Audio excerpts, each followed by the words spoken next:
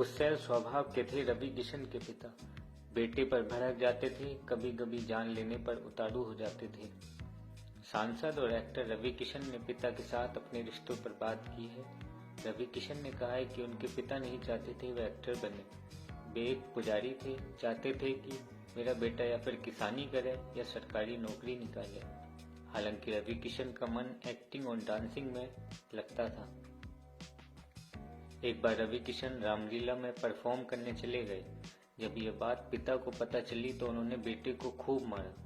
रवि किशन ने कहा कि उनके पिता एक साधु संत आदमी थे, उनके अंदर संवेदना औरों के मुकाबले कम थी, इसलिए वो इतना नाराज हो गए थे कि बेटे का खून भी कर सकते थे।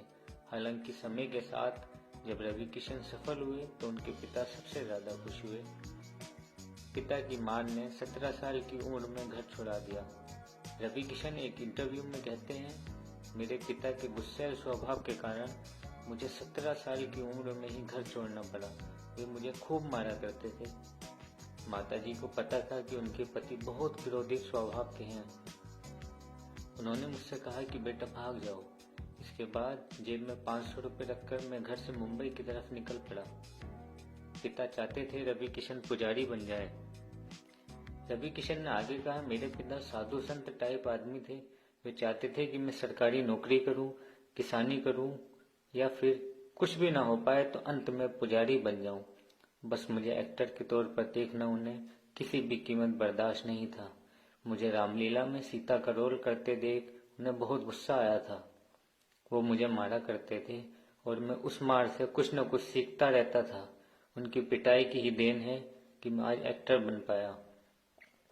मरते वक्त पिता की आंखों में आंसू थे। रवि किशन जब एक्टर बन गए और पैसे कमाने लगे तो उनके पिता का नजरिया बदल गया। रवि किशन ने कहा, जब पिताजी अंतिम सांस गिन रहे थे तो उनकी आंखों में आंसू थे।